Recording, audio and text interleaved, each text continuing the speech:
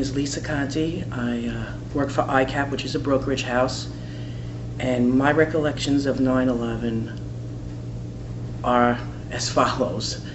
It was a beautiful, beautiful morning. I will never forget it for the rest of my life. I woke up early, and my boyfriend at the time, who was now my husband, told me not to be late that day, to hurry up out the door and just for once be on time, which is probably part one of why I lived through it, because I'm always late, and normally I'm in the elevator about 8:43, which is the time the first plane hit.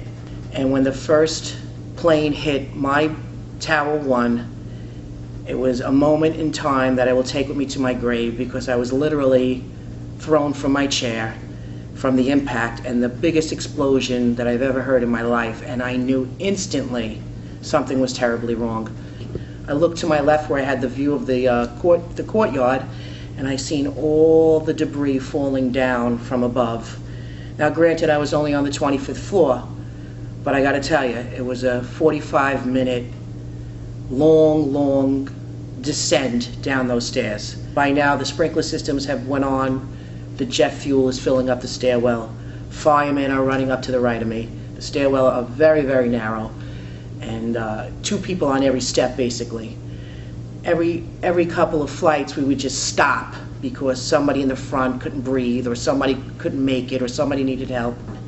When we walked out, it's like as soon as we walked out, the second plane hit Tower 2 at that moment in time, and the explosion blew out the windows around us, knocked us to the wall, knocked us down. I remember being on the floor, seeing like a war zone around me, and totally freaked out. This is more than I could have ever imagined.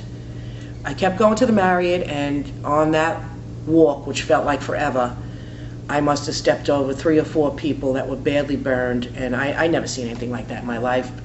I couldn't even stop to help them because the crowds were pushing through and everybody was just trying to move. And of course, I seen all the worst sights that anybody could see, the people hanging from the top, hearing their screams, watching them fall right above me. I do have faith in God, and not that I'm a devout Catholic, but I do have my faith, and I believe it wasn't my time, and I'm a strong person, and I really think I had an angel on my shoulder, like my story said.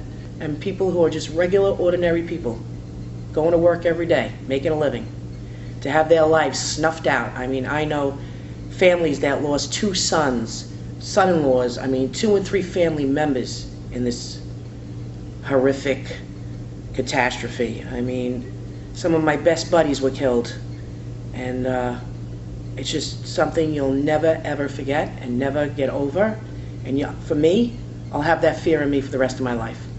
I'll always have, to this day, a little bang, or somebody drops a box in the hallway, I jump. It brings me right back to like, oh my God, it's happening again. Or if the floor shakes in my building, because I'm up on the 11th floor, if the floor shakes, it kind of brings you right back to that moment. I get very scared, and I'm paranoid, and it left me paranoid. That's the effect it had on me.